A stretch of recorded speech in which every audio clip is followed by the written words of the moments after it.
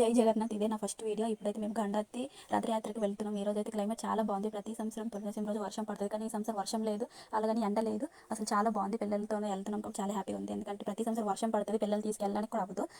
ఇక్కడ మా ఊరు నుంచి గండత్తి 1.5 కిలోమీటరే ఉంటుంది. లాస్ట్ ఇయర్ మేము వెళ్ళేసరికి రథం అవి తీస్తారని ఈ సంవత్సరం ఇంకా త్వరగా వెళ్తున్నాం. 3 గంటలకి అలా తిరిగి వెళ్తాం. ఎప్పుడో బయటకు వెళ్తాం కదా, ఎప్పుడు కొంచెం ముందు ఉంటే రథం తీయక ముందు ఉంటే చూసినట్టు ఉంటుందని తొందరగా వెళ్తున్నాం. ఈ రోజు క్లైమేట్ చాలా అంటే చాలా బాగుంది. చాలా కూల్ కూడా ఉంది.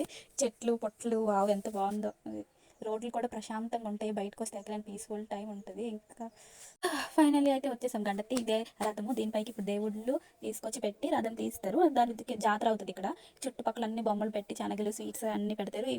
జనాలు కూడా బాగా వస్తారు రథం తీసేటప్పుడు. ఇంకా టైం ఉంది కాబట్టి కొంత జనాలు ఎవరు లేరు. ఇక ఇప్పటికిప్పుడే అలా స్టార్ట్ అవుతుంది. ఇంకా స్టార్ట్ అవుతుంది జనాలు.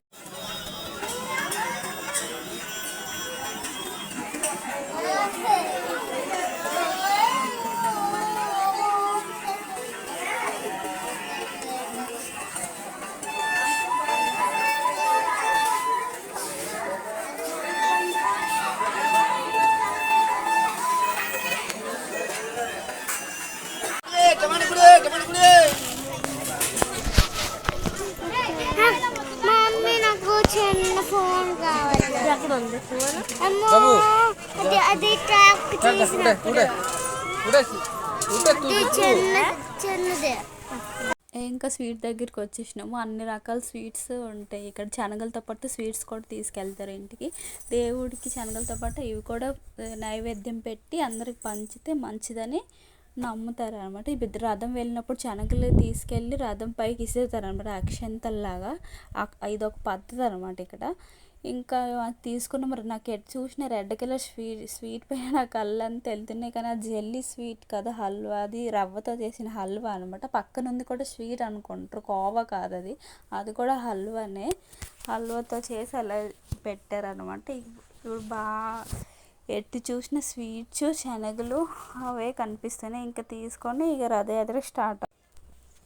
ఇదే గుడి. ఇక్కడ దేవుళ్ళు తీస్తారు గుడి లోపల నుండి బయటికి తీసుకొచ్చి పూజలు అన్నీ కంప్లీట్ అయిన తర్వాత రథం దగ్గరికి తీసుకెళ్ళి రథంలో కూర్చొని పెడతారు. అప్పుడు వరకు పూజలు చేశారు. మనం రథం దగ్గరికి వెళ్ళేసరికి ఫుల్ జనాలు ఉంటారు.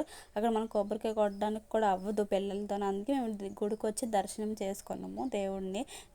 దర్శనం అయితే బాగా అయ్యింది మాకు గుడి లోపల. ఇంకా ఇప్పుడు పూజ కంప్లీట్ చేస్తారు. ఆల్మోస్ట్ లాస్ట్ అయిపోయింది. ఇక్కడ తీసుకువెళ్ళి దేవుళ్ళని రథంకి అగోండి ఇదన్నమాట దాప. దీనిపై నుంచి దేవుళ్ళని ఎక్కిస్తారు రథం లోపలికి. ఇక దాప పెడతారు. నెక్స్ట్ ఏమో భజన చేస్తారు చుట్టూ, రథం చుట్టూ భజన చేసిన తర్వాత దేవుడి గుడికి వెళ్ళి ఆ భజనతో దేవుడిని తీసుకొచ్చి మళ్ళీ ప్రదక్షిణలు చేసిన తర్వాత దేవుడిని తీసుకొచ్చి లోపలికి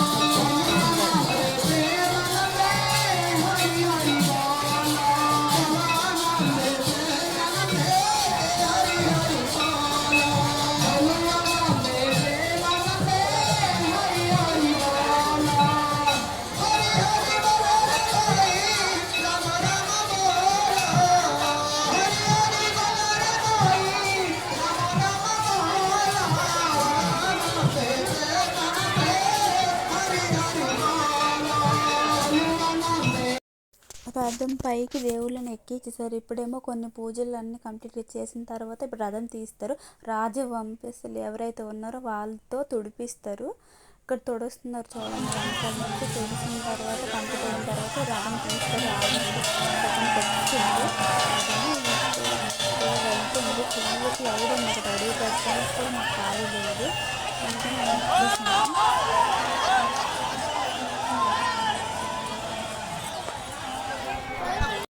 రథయాత్ర అయితే కంప్లీట్ అయిపోయింది. ఇంకా మేము వెళ్ళలేదు పూర్తి వరకు. మేము ఇంకా ఇంటికి వెళ్ళిపోదామని ఇక్కడ ఆగిపోయాము. ఇక ఫుల్ క్లౌడ్ ఉంది. అక్కడ 2-3 పడిపోయారంట, తోకిసలాట అయింది. ఇంకా భయపడే పిల్లలతో ఇంకా ఇక్కడే ఉండిపోయాము. ఇదనమాట రథయాత్ర. నా ఫస్ట్ వీడియో ఇదేని యూట్యూబ్లో చూడండి, లైక్ చేయండి. Bye bye.